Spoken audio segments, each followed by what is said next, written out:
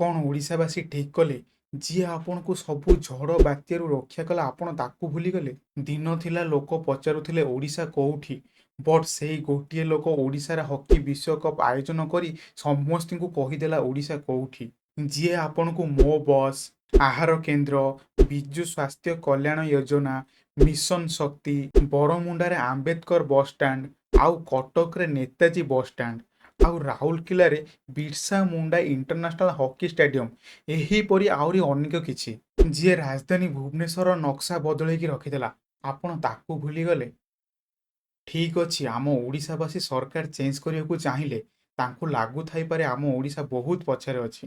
But change କରିବା ପୂର୍ବରୁ ଜାଣିବାକୁ କେବେ ଚେଷ୍ଟା କରିଛନ୍ତି ଆପଣ ଯେଉଁ ସରକାରକୁ ଭୋଟ ଦେଇକି ଜିତେଇବାକୁ ଯାଉଛନ୍ତି ସେ ଆମ ଦେଶ ପାଇଁ କ'ଣଟା କରିଛି?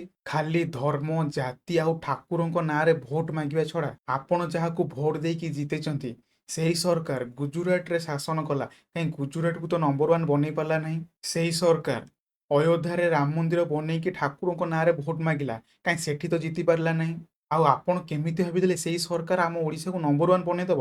ଠିକ୍ ଅଛି, ଆପଣ ତ ନବୀନ ସରକାର ଚେଞ୍ଜ କରିଦେଲେ, ସେ ତ ଆପଣଙ୍କ ପାଇଁ କିଛି କରୁନଥିଲା। ଦେଖାଯାଉ ଏବେ ଯେଉଁ ସରକାରକୁ ଆପଣ ଜିତେଇଛନ୍ତି ସେ ଆପଣଙ୍କ ପାଇଁ କ'ଣ ସବୁ କରୁଛି। ଆଉ ଲାଷ୍ଟକୁ ଗୋଟେ କଥା କହିବି, ଓଡ଼ିଶାର ନେକ୍ସଟ ସିଏମ୍ ଯିଏ ହଉନା କାହିଁକି, ସବୁ ଓଡ଼ିଶାବାସୀଙ୍କ ହୃଦୟରେ ନବୀନ ଥିଲେ, ଅଛନ୍ତି ଆଉ ସବୁଦିନ ପାଇଁ ରହିବେ।